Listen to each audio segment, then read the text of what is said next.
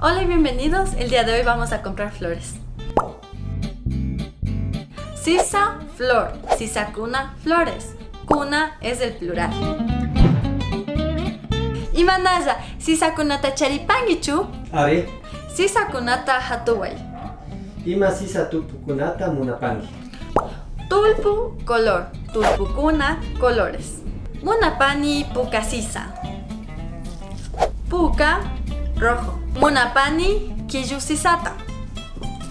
Killu, amarillo. Munapani yura sisata. Yura, blanco. Kaimi sisakuna. Mi nombre es Talisa Chávez y les invito a la próxima clase. También queremos agradecer a todas las personas que nos han enviado muchos saludos.